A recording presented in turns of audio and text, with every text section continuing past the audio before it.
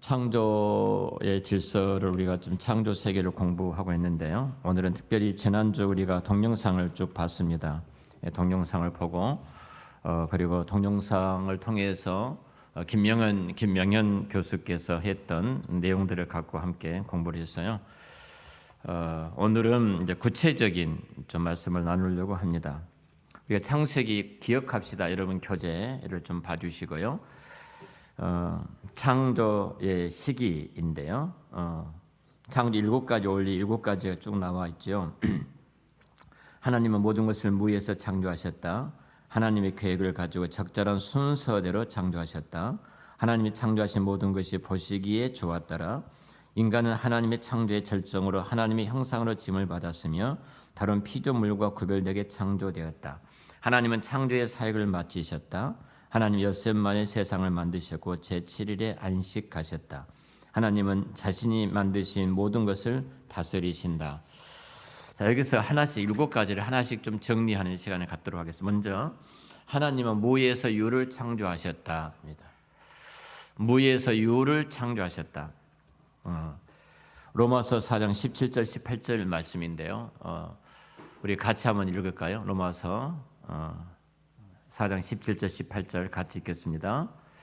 기록된 바 내가 너를 많은 민족의 조상으로 세웠다 하신과 같으니 그가 믿은 바 하나님은 죽은 자를 살리시며 없는 것을 있는 것으로 부르시나니 아브라함이 바랄 수 없는 중에 바라고 믿었으니 이는 내 후손이 이와 같으리라 하신 말씀대로 많은 민족의 조상이 되게 하려 하심이니라. 아멘.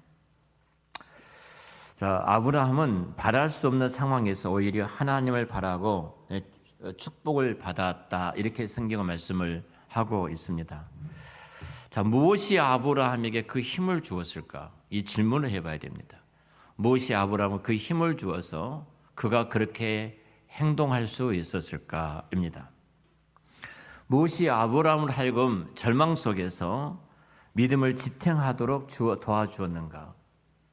절망 속에서 그 믿음을 지탱하도록 도와준 것이 무엇인가? 분명히 우리도 아브라함처럼 우리도 우리 삶을 살아가다 보면 그런 상황과 환경이 주어질 수밖에 없습니다.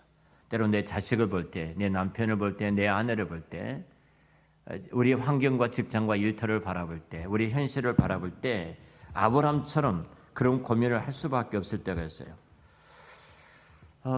하나님이 약속하셨지만 그 약속이 이루어지지 않았잖아요. 뿐만 아니라 모리아산에 그가 백세에 얻었던 그 아들을 번제로 바치라 할 때 그렇게 할 수 있었던 그 힘이 어디에 있었을까예요. 어디에 있었을까? 여러분들이 작게는 이 시간입니다. 작게는 이 시간 진짜 피곤하고 힘들고 할 일이 많은데 내가 그럼에도 불구하고 이 시간 내가 모든 것을 뒤로 하고 이 자리에 내가 앉아있어 모든 것을 뒤로 하고 앉아줄 수 있는 힘이 어디가 있는가? 내가 사람이 좋아서 내가 성실하기 때문에 결국 우리는 그것으로 우리가 이 답을 결코 얻을 수가 없을 것입니다. 아브라함이 그런 절망할 수밖에 없는 그 상황 속에서도 그의 믿음을 지탱할 수 있는 능력이 믿음을 지탱할 수 있는 힘이 어디서 오는 것인가? 하나예요. 그 한 가지는 하나님이 죽은 자를 살리신다는 그 믿음의 힘이에요. 내가 부활을 믿는다면 내가 죽음으로 이 세상이 끝나는 것이 아니라 이 땅에서 누리는 그 천국이 내가 죽음 이후에 영원히 누릴 그 천국으로 이어진다는 사실을 믿는다면 이 세상 속에는 그 죽음을 두려워하지 않을 것입니다. 초기 기독교인들이 그 어둠 속에서도 믿음으로 이길 수 있었던 능력이 어디 있었을까? 톱으로 켬을 당해서 죽임을 당하고 끓는 기름가마 속에 던져짐을 당하기도 하고 타오르는 불꽃 가운데서 그 불이 화형식을 당하기도 하고 굶주린 맹수들의 그 우리 속에 집어 던져져서 찢겨져 죽임을 당할지라도 부인하지 않고 예수 그리스도를 믿고 달려갈 수 있는 그 믿음의 힘이 어디가 있을까? 여러분 하나예요. 하나님은 죽은 자를 살릴 수 있다는 그 믿음. 이삭을 비록 내가 모리아산에 번제로 바칠지라도 하나님은 반드시 이 이삭을 살릴 것이라는 그 믿음이에요. 바로 이삭을 드릴 수 있었던 것은 부활을 믿었기 때문에 그래요. 부활을 믿었기 때문에 이삭을 모리아산에 내 아들을 바칠 수가 있었던 것입니다. 그래서 그는 능력의 창조주와 하나님, 능력의 전능하신 하나님을 믿는 믿음이 그렇게 그로 하여금 행동할 수 있도록 만들었다는 사실입니다. 여러분, 그가 믿음을 지킬 수 있었던 것, 밤 하나를 바라보면서 하나님이 주시는 그 언약들을 기억하고 생각해 보십시오. 내 자식이 지금 하나도 없어요. 10여 년이 흘렀어도 자식을 주지 않는 하나님의 언약, 내 나이는 점점 들어가고 아내는 이미 자녀를 생산할 수 없는 그 지경까지 이르지 않았습니까? 그럼에도 불구하고 그가 그렇게 믿을 수 있었던 것은 무엇인가? 무에서 유를 창조하신 하나님을 믿었어요. 여러분, 우리 지구가 있는 은하계라고 말합니다. 은하계의 별의 수가 몇 개인 줄 아십니까? 지구가 한 은하계에 있어요. 은하계의 지구가 있는데 은하계에 있는 지구에 있는 별들이 약 2조 개라고 말해요. 2조 개, 3조 개. 근데 이 은하계가요, 이 우주 안에는 수 개가요, 헤아릴 수 없는 수 개가, 헤아릴 수 없는 많은 은하계가 있습니다. 뭘로 설명할 수 있겠어요, 이걸요? 뭘로? 사실 우리가 무에서 유를 창조하신 하나님을 내가 묵상하면요, 우리는 절망 속에서도 일어설 수가 있어요. 아무것도 없는데 우리는 법변 속담, 이런 속담이 있지 않습니까? 서도 비빌 언덕이 있어야 되지, 이렇게 말합니다. 비빌 언덕이 있어야지 서도 이렇게 일어선다는 이야기를 합니다. 근데 비빌 언덕이 없다면 우리는 절망할 수밖에 없죠. 근데 하나님 믿는 사람은 그 무에서 유를 창조하신 하나님을 믿기 때문에 거기서 우리는 일어설 수가 있는 겁니다. 여러분, 불평하는 이유를 보십시오. 짜증을 내고 속상하는 이유를 한번 보십시오. 내가 하나님 무에서 유를 창조하신 그 하나님을 믿는다면 그럴 수 없는 거예요. 그러지 않겠습니까? 우리는 하나님의 동일한 섭리와 은혜로 날마다 새로운 창조 역사를 이루어 가고 계시는데요. 우리가 믿는 하나님은 어떤 하나님인가? 우리는 스스로 늘 질문해 봐야 됩니다. 내가 믿는 하나님은 누구인가? 우리 그 구루터기 모임이 이제 이렇게 목요일마다 항상 7시부터서 지금 9시까지 이렇게 기도하고 말씀을 나누는 모임이 있습니다. 독서도 하고요. 근데 거기 없는 목사님 한 분이 2번 죽다 살아나셨어요.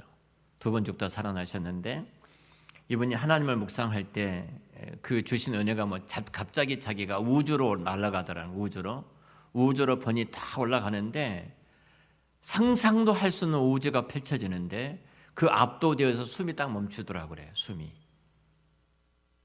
그리고 그 광활한 우주를 창조하신 하나님을 바라보게 되는데 그 순간 말할 수 없는 희열이 느껴지더라고 그래요. 그분이 내 아버지라는 것이, 온 우주와 창조하신 전능하신 하나님이 내 아버지라는 것이 그렇게 기쁨으로 몰려오더라는 거예요. 여러분, 하나님을, 그 무에서 유를 창조하신 하나님을 내가 믿는다면 저 사람은 절대 안 돼. 저 사람 아무것도 못할 거야. 너는 할 수가 없어. 이것은 굉장히 하나님을 믿지 못한 우리의 모습이거든요. 제가 오전 예배도 말씀을 드렸습니다만 하나님의 섭리, 나를 지키시고 보존하시고 인도하시고 그리고 간섭하시고 권고하시고 나의 필요를 채워주시고 모든 환경과 여건을 만들어서 운행하게 하신 하나님의 섭리라는 것은요, 내가 하나님 앞에 나아갈 때 그 섭리란 문이 열려져요. 그 내가 보게 되는 겁니다. 그리고 그 영광스러움 앞에 내가 서게 되어지는 거예요. 아브라함이 모리아산에 그 이삭을 바칠 수 있었다는 건 딱 하나예요. 죽은 자를 살리시는 로마서의 말씀처럼 없는 것을 있게 하신 하나님을 믿었기 때문에 그는 그 모리아산의 그 말씀을, 그거 말도 안 되는 이야기지만 그것을 이기고 그 자리에 갈 수 있었던 겁니다. 여러분에게도 그런 은혜가 있으시기를 축원합니다. 그래서 우리 행복할 수밖에 없어요. 행복할 수밖에 없는 겁니다. 우리 현애가 아무리 천방지축이어도 너를 붙드신 분이 하나님이셔. 너를 붙드신 분이 하나님이요. 나는 그 하나님을 믿는다. 그래서 잠을 잘 수 있는 거예요. 집을 나갔어도 잠을 잘 수 있는 거예요. 자, 두 번째로 하나님의 창조 시기 가운데 우리가 말씀 나누고 있는 두 번째는 창조는 적절한 순서대로 이루어졌다. 기가 막힙니다. 우리가 김명현 선생님의 말씀도 그 강의도 들었습니다만 해와 달과 별을 만드시기 전에 먼저 뭘 만드셨죠? 빛을 만드셨어요. 해와 달과 별이 있기 전에 빛이 있었어요. 그렇죠? 빛을 만드셨어요. 그리고 새와 물고기를 만드시기 전에 뭐가 있었어요? 예? 공중의 물과 이렇게 공중과 물을 이제 분리하시잖아요. 위아래 물과 그려보세요. 6일 동안 창조에 첫째 날 뭘 만드시고 둘째 날 뭘 만드시고 첫째 날 뭘 만드셨어요? 빛을 만들어요. 둘째 날 물, 셋째 날 땅과 식물, 넷째 날 해와 달과 별, 다섯째 날 새와 물고기, 여섯째 날 육지의 동물과 사람. 자, 빛을 만드신 날 뭘 만드셨어요? 그 다음에 하나님 순서대로 해와 달과 별을 만드셨잖아요. 그렇죠? 자, 이 질서를 한번 보자는 하나님의 창조 질서를 보면 기가 막힌 순서가 있어요. 김영은 선생님이 말씀도 하셨지만 그러잖아요. 그리고 새와 그 다음에 하나님께서 그 새와 물과 공중의 물을 만드시고 그 다음에 새와 그 다음에 물고기를 만드셨잖아요. 그리고 또 하나님이 동물과 사람을 지으시기 전에 풀과 땅을 지으셨잖아요. 자, 이 순서를 한번 보자는 거예요. 하나님께서 만드는 순서. 하나님은 이 자연과 우주가 그냥 너희들이 알아서 해라, 그냥 무작정대로 만드신 것이 아니라 전능하시고 전지하신 하나님은 모든 환경과 여건이 살 수 있도록 조화롭게 이어져 가도록 정확하게 세심하게 만들어 가신 하나님의 손길을 우리가 보게 되어지잖아요. 자, 그러면 창조의 하나님의 이 배려를 한번 생각해 보십시오. 창조 세계를 만들어가는 그 배려와 세심한 하나님의 손길이 바로 있다면 오늘도 우리 삶 가운데 그 하나님의 배려와 그 하나님의 세심한 손길을 내가 동일하게 고백하면서 살아가는 사람이 얼마나 행복하겠습니까? 요즘 우리 장현숙 성도는 행복합니다. 너무 행복해. 그 행복한 것이 복음으로 똘똘 뭉쳐가지고 죽어나 사나 내가 영혼을 구원하고 내가 마지막 우리 목회에 그 시간에 하나님께서 영혼을 살리는 일, 생명을 살리는 일, 예수의 복음을 전하는 이 일을 맡겨주신 것에 너무너무 감사하는데요. 지난 금요일 날입니다. 금요일 날 우리 그 홍 집사님에게 이제 복음을 전해서 제 방에서 복음을 전하신 거예요. 우리 홍 집사님이 몸이 불편하시잖아요. 그러니까 저녁마다 뭐 검은 것이 많이 나타나기도 하고 꿈속에 뿐만 아니라 우리 홍 집사님이 굉장히 마음이 이렇게 약해지셨어요. 그리고 늘 그 하루에 매일 하루에 한 차례 이상 교회를 꼭 들리십니다. 그리고 하시는 말씀이 목사님 제가 유일하게 하는 일은 교회를 한번 꼭 오는 겁니다. 저랑 같이 커피 한 잔 마시고 이렇게 교제하는 시간을 가져요. 근데 홍 집사님 복음을 전했어요. 그런데 이 죄에 대한 두려움이 너무너무 물밀듯이 몰려오더라는 겁니다. 이런 적이 없었는데 내가 정말로 천국 갈 수 있을까? 이런 것이. 그리고 계속해서 기도했는데 복음을 듣고 나서 너무 당당하게 그 복음 앞에 서서 이제 내가 오늘 밤 죽어도 내가 천국에서 눈을 뜰 수 있다는 확신을 갖게 되어지고 너무 기뻐하신 거예요. 하나님이 준비하시고 예비하시고 마음을 닫으시고 열어주셔서 그 자리까지 오게 해주셨거든요. 자, 그 하나님의 배려와 섬세하신 하나님의 손길을 보자는 거예요. 나 한 사람 예수를 믿어 하나님의 자녀가 되어 이 자리에 있기까지 하나님의 배려, 하나님의 섬세한 손길을 한번 보자는 겁니다.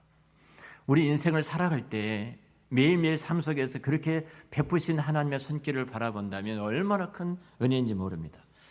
제가 약을 오래도록 먹었습니다. 항생제를 너무 독하게 오래 먹었는데요.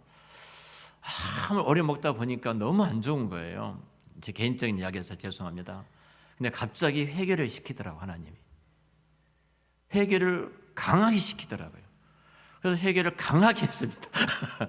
그리고 하나님 제가 약을 놓습니다. 그리고 하나님 앞에 내 몸을 맡깁니다. 그리고 약을 끊었습니다. 약을 끊었어요. 이제 하나님한테 올려드렸어요. 왜 하나님이 그렇게 약을 먹게 하셨을까? 그 하나님의 손길은 무엇인가? 그냥 당연히 몸이 안 좋으니까 병원에 가고 병원에 가서 약을 처방받아 약을 먹는 것으로만 그냥 우리가 알았지. 이 속에 담겨진 하나님의 배려와 섬세하신 그 손길은 무엇인가를 약을 하루 이틀 한 주, 2주, 3주 먹으면서도 제가 깨닫지 못하니까 지독하게 먹게 계속 만드시더라고요. 또 한 주 또 이야기하는 거예요. 계속 말을 하는 거예요. 그래서 거기서 이제 딱 놓았습니다. 하나님 알겠습니다. 우리가 조금만 우리가 마음의 문을 열고 주님을 바라보면요, 주님께서 창조 질서 속에 담겼던 그 배려와 섬세하신 그 손길들, 얼마나 순서대로 만들어 가신 그 하나님의 손길들을 바라본다면 내 인생도 마찬가지고 우리 가족도 마찬가지고 내 자녀들에게 베푸신 그 은혜가 얼마나 큰가. 우리 최수종이가 지금 뭐 고려와 왕건, 고려와 어디죠? 거란과 지금 나오잖아요. 주인공으로 등장하잖아요. 최수종 씨가 왕의 후손이라고 사람들 모든 왕은 최수종에 다 나오니까 참 신앙이 신실하잖아요. 이분이 하는 박기가 있더라고요. 집, 그리고 촬영하는 일터, 세 번째 어디예요? 그리고 교회더라고요. 일주일이 그거예요. 일주일이 그거. 그 사람들이 자기를 바라볼 때 최수종이 한번 우리 교회 이제 불을 좀 청빙하려고 그래 기도해 주세요.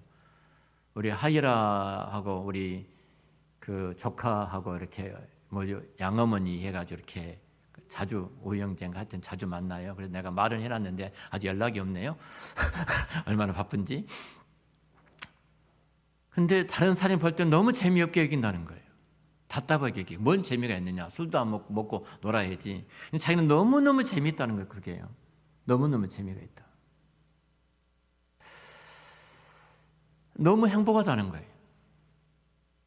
그러면서 딸에 대한 이야기를 하더라고요.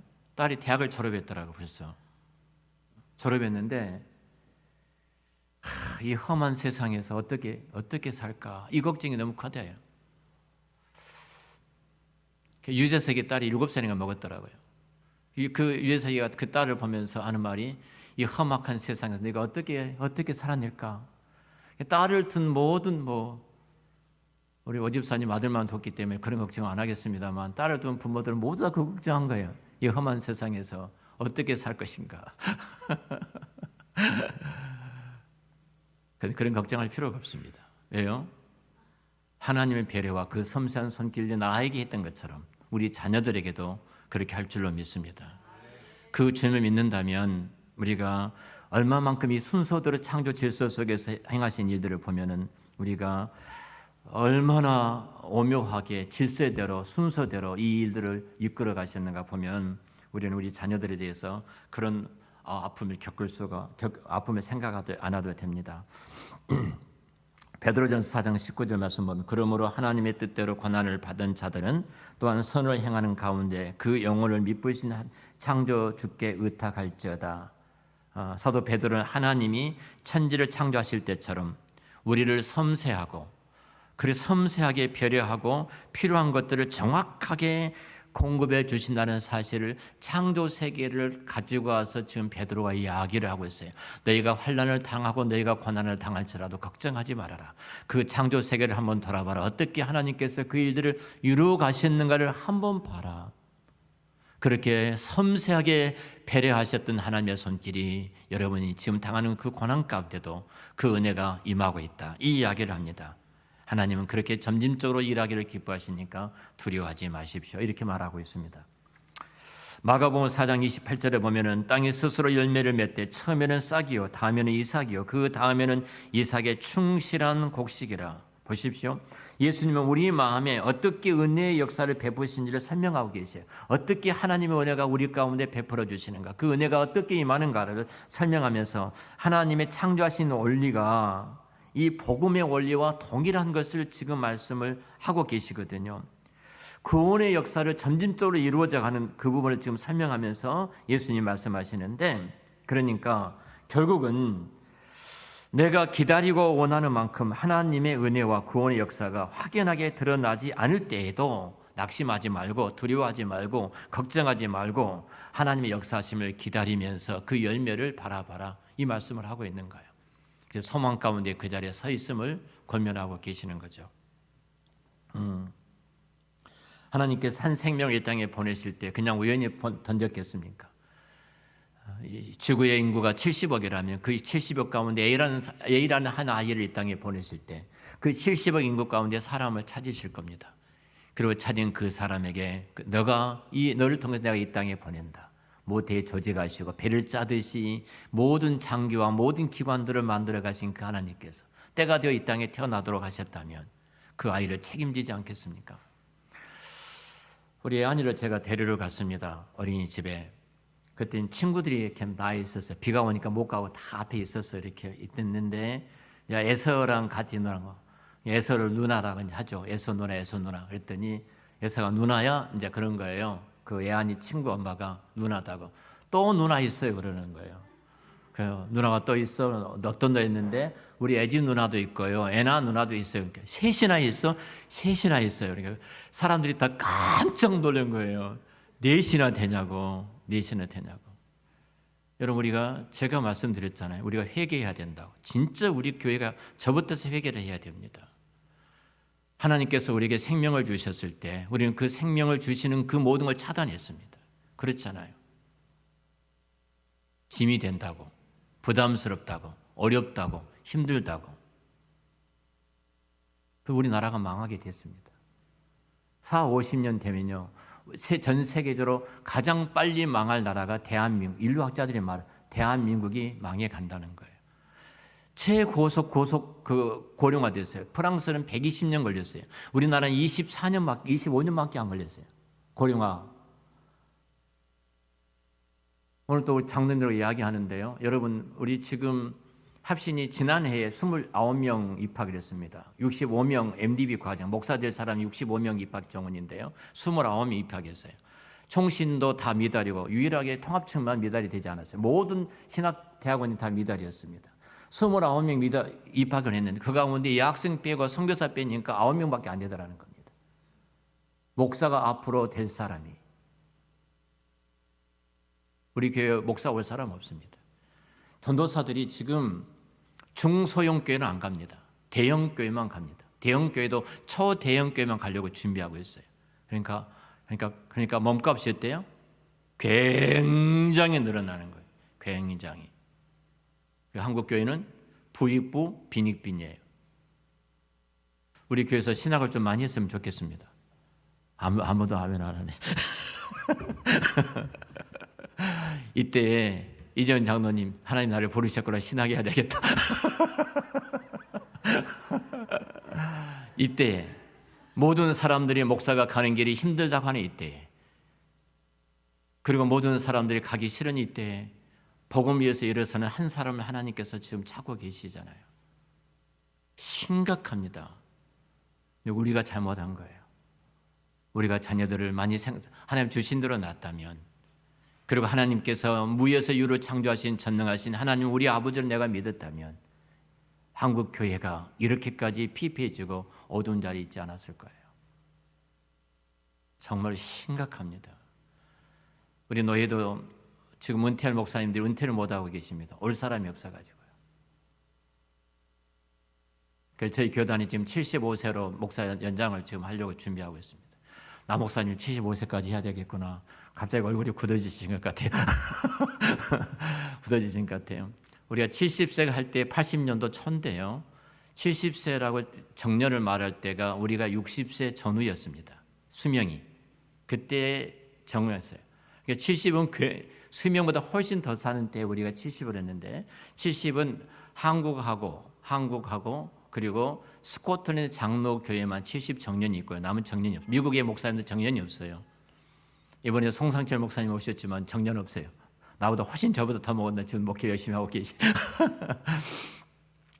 영적으로 지금 얼마만큼 피폐해져 가고 있는가, 이 부분이에요. 굉장히 지금 어두워져 가고 있습니다. 왜 그러냐 이 말이에요. 하나예요. 무에서 유를 창조하신 그 창조자 하나님 믿지 못한 것이고요. 그렇게 하나님께 창조하신 하나님은 자기 자녀들, 자기 백성들을 정확하게 배려하시고 섬세하게 책임을 지신 하나님을 믿지 못하기 때문에 우리가 인간적인 방법을 다 썼던 그것이 오늘의 결과예요.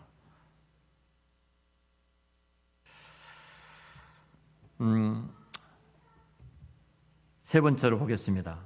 자, 하나님은 보시기에 좋았더라. 예.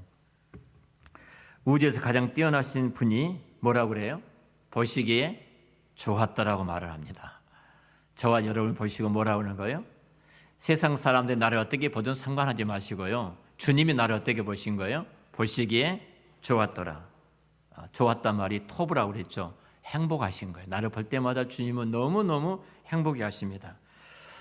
하나님이 얼마만큼 흡족해 하셨는가, 그 말이 좋았다라는 말이에요. 좋았더라. 얼마만큼 행복하셨는가, 얼마만큼 좋으셨는가, 얼마만큼 흡족하셨는가. 그분이 보시기에 좋았더라. 보시기에 심히 좋았더라. 우리의 개인의 삶을 인도하시고 저와 여러분의 삶을 주관하시는 하나님은 심히 좋고 아름답고 귀한 것을 주신다는 것을 내가 기억한다면 현실 속에서 우리가 고난이 찾아오고 때로는 힘든 일이 있고 앞이 막힌 것처럼 답답한 일이 있고 이런 것을 우리가 경험해도 내가 이것을 믿는다면 하나님께 대한 서운한 마음이 생기지를 않습니다.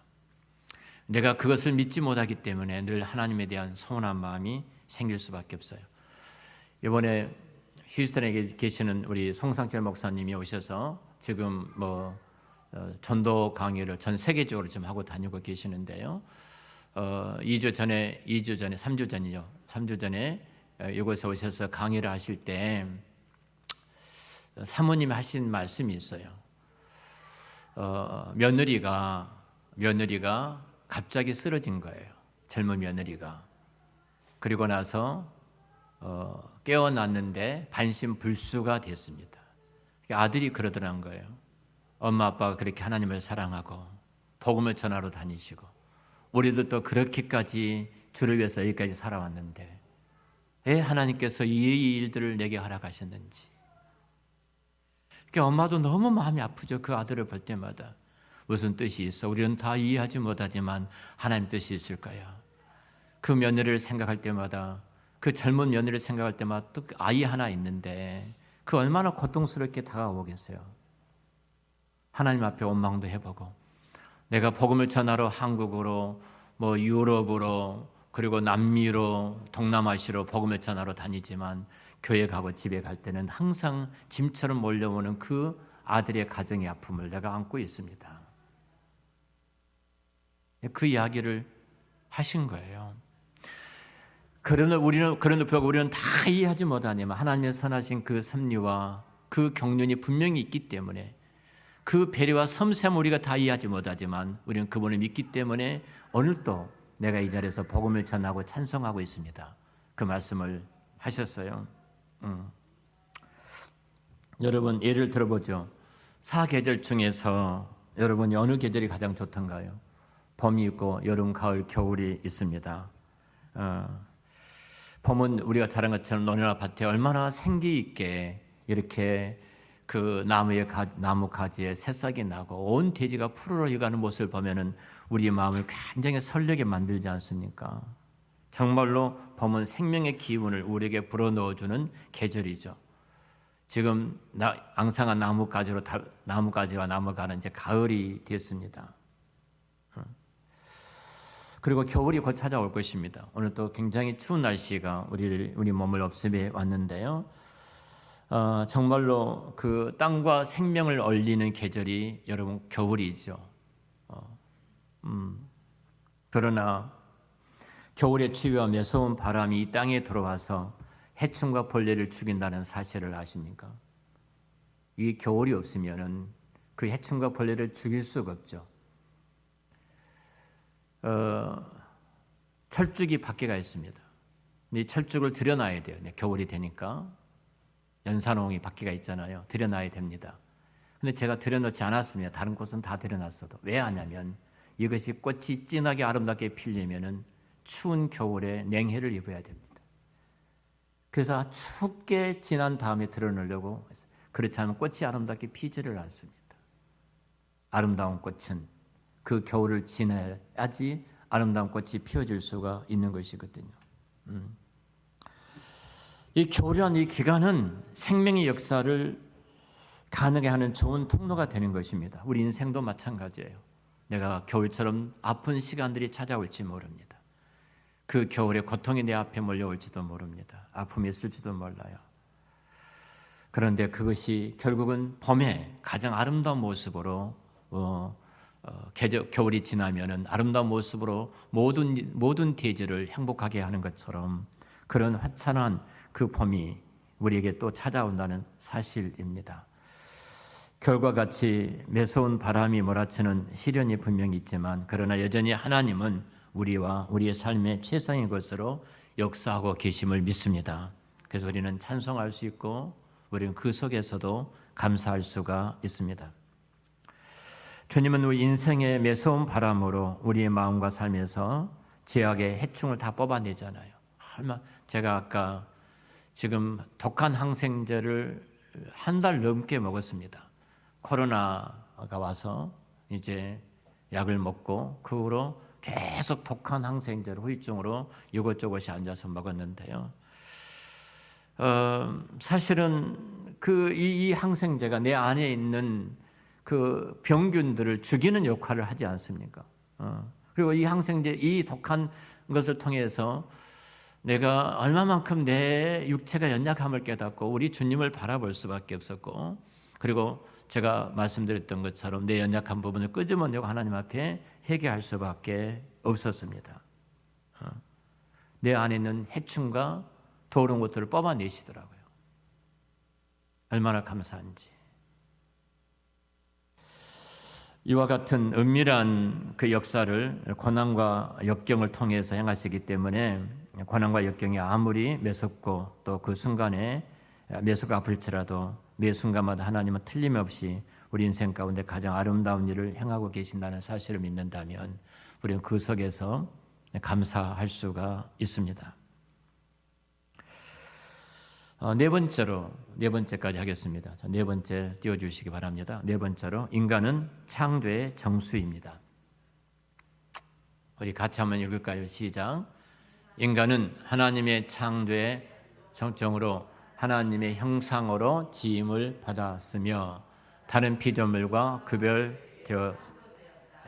자, 하나님의 그 오리지널, 여러분 오리지널 지금 1:1 전도 양육을 공부하신 분들은 하나님의 원래 창조의 오리지널이 무엇인가를 공부했죠. 김정권 사님 10가지 말씀 한번 해보실래요?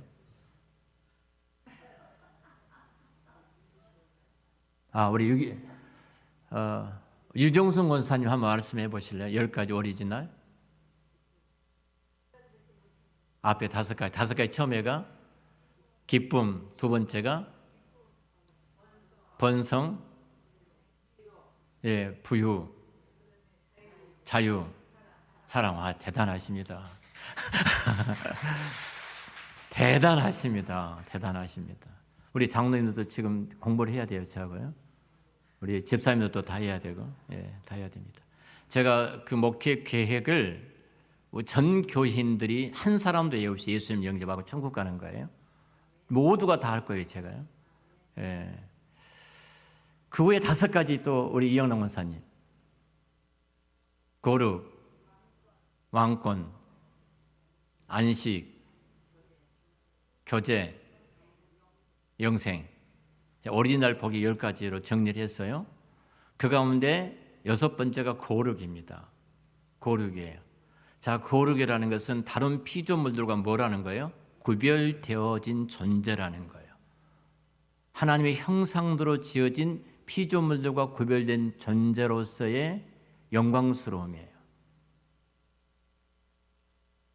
얼마나 존귀합니까? 하나님과 동등된 자리에서 교제할 수 있다. 거기에 공부할 때 나오잖아요. 여러분들 공부하셨잖아요. 내가 대통령이 전화를 나하고 주고받고 윤핵관들이 있잖아요. 대통령의 전화를 주고받는 사람이 얼마만큼 막강한 힘을 갖고 있는가. 근데 그 대통령이 나종천이하고 매일 한 통화씩 전화를 주고받는다고 생각을 해보십시오. 윤석열 대통령 안 좋아하시는 분들은 목사님이 철이 없다고 생각할지 모르지만 그 대통령과 동등 자리에서 주고받다고 생각을 해보세요. 얼마만큼 대단한 영광이겠습니까? 그런데 온 우주와 만물을 창조하신 창조자 하나님과 동등된 자리에서 교제를 하고 있다? 여러분 그 영광을 아십니까?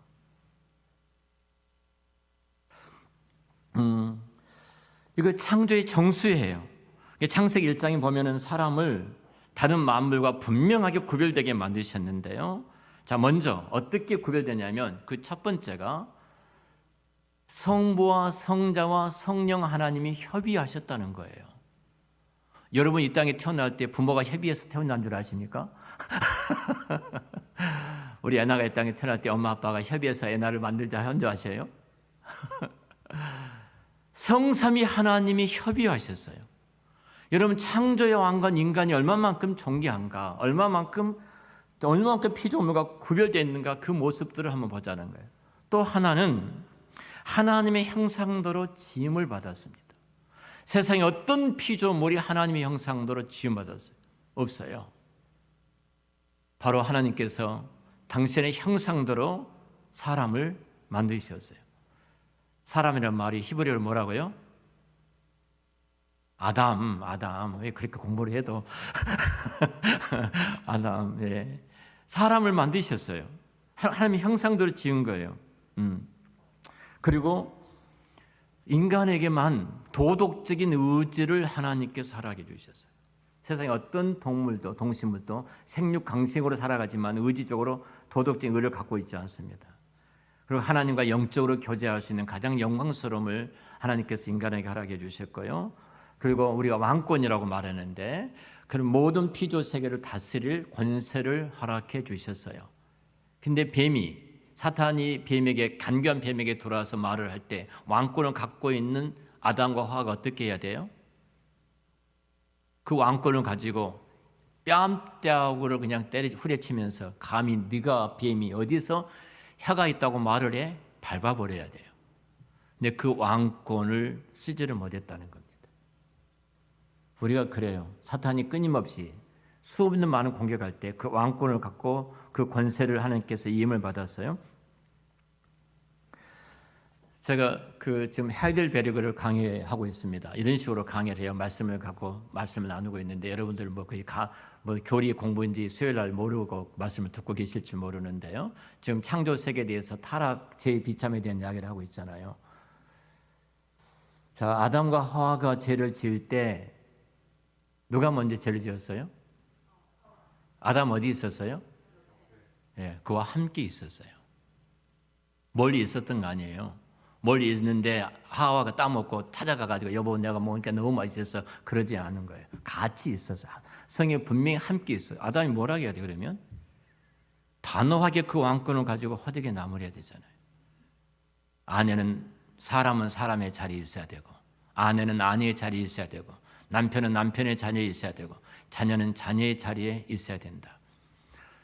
여러분 언젠가 아침마당에 한 여자분이 등장합니다. 여자분이 등장했는데 집사람은 아침마당인가 딱 보고 나서 저분 사모님이다. 영적으로 대단하더라고요. 사모님이더라고요. 근데 이분이 누구냐면 딸이 셋이 있는데 세 딸 하버드대를 보냈던 자매입니다. 그리고 단 한 번도 학원을 보내지를 않았습니다. 그리고 큰 딸은 웨스트포인트의 교수를 했습니다. 웨스트포인트가 어디예요? 육군사관학교 미국에. 대단하죠. 교수를 있고 둘째 딸은 로스쿨, 지금 법학 전문가로서 공부를 하고 있고 셋째 딸은 생물학을 전공하는 하버드대를 다닙니다. 어떻게 이 아이들을 이렇게 키웠는가? 딱 하나예요. 목사님, 사모님이라고 했잖아요. 딱 하나. 하나님의 관계된 것은 양보가 없었습니다. 신앙은 타협이 없었어요. 미국 사회에서 그럴 수 없는 거예요. 두 번째로 정체성이에요. 7살 때 아빠가 미국으로 갔는데 유치원을 나가니까 얘들이 다 미국식 이름이잖아요. 근데 자기 이름은 너무 부르기 어려워. 그래서 자기 이름을 영어로 줄리라고 썼어요. 뭔 시험지를 선생님이 받아왔는데 줄리에 네개 아닌데 가지고 왔냐 갖다 주라고 하니까 한참 있때 얘가 말하더래. 유치원 다니던 얘가 7살 먹은 애가 뭐라고 하냐면 엄마 얘들이 다 미국 애들이 이 이름을 갖고 있는데 나도 이 이름을 갖고 싶어서 가졌다는 거예요. 엄마가 얼마나 짠해요. 근데 그때 아이를 교육을 시켰는데 정체성에 대한 교육. 네가 누구인가? 하나님의 자녀이고 너는 한국 사람이다. 분명한 정체성이었어요. 그 정체성에 대한 것은 정말로 생명을 예고했어요. 아이들이 셋째는 그 나라에 태어났어요.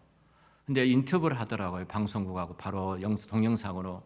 근데 한국말을 얼마나 잘하든지 MC가 하는 말이 나보다 더 똑똑하게 말을 잘한다 하더라고요. 말 못합니다. 그 나라에 태어난 아이들은 한국말 못해요. 너무너무 말을 잘하는 거예요. 정체성. 그리고 가장 중요한 것이 뭐냐면 A, 사람됨의 A. 이 틀을 분명하게 만들어 놓고 그 틀을 벗어나지 못하게 한 거예요.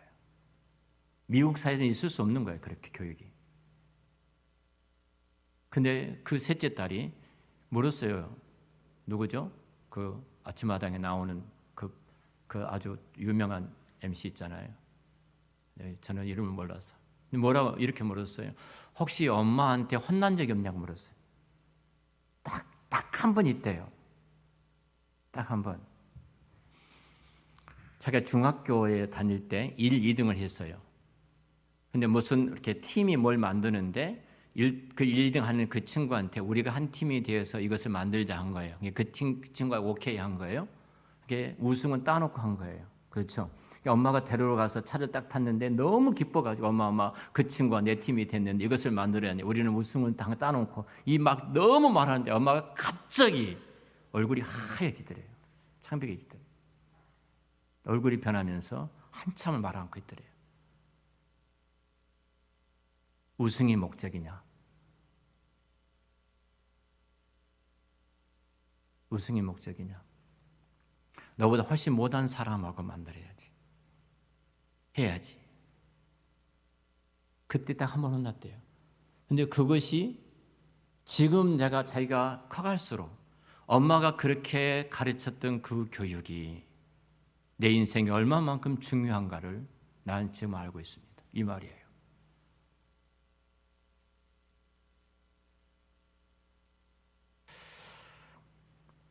우리 아이들이 부모가 다닌 교회를 안 다닌다고 합니다. 같이 신앙생활 하기 싫다고 그래요. 왜 그럴까요? 부모의 이중적인 면을 너무나 많이 봤습니다. 교회에서는 진짜 천사 같고 훌륭한데 집에 오면 엉망이거든. 불행하잖아요. 하나님이 책임을 못 질까요?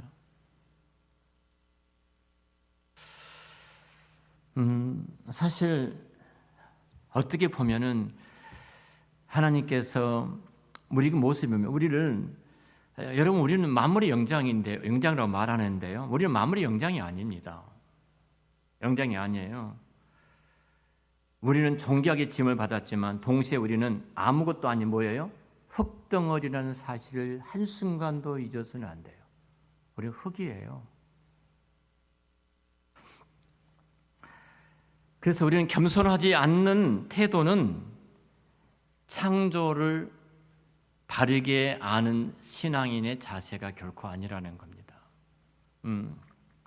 인간의 독특한 지혜와 역할, 형상과 의지에 대해서는 다음에 우리가 계속 강의가 교리대학 강의를 하니까 그때 더 구체적으로 배우도록 하겠습니다만 최소한도 저와 여러분들이 이 어두운 시대에 우리는 많은 교리도 배웠고 많은 성경 말씀도 들었는데 정말로 창조자 하나님을 내가 믿는 하나님 형상대로 지음받은 나는 누구인가? 나는 어느 틀에서 어떻게 이 말씀을 믿고 살아가고 있지?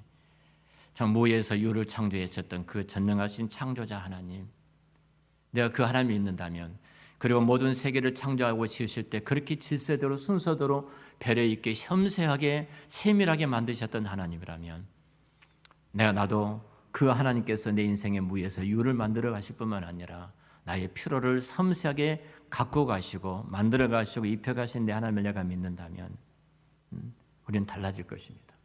우리 고난 가운데서도 또 아픔 가운데서도 우리는 불평하는 것이 아니라 그 속에 담겨진 하나님의 복을 또 끄집어내고 내 안에 있는 모든 해충과 더러운 것을 다 잡아내고 하나님의 사람으로 거룩한 모습으로 바뀌어지겠죠.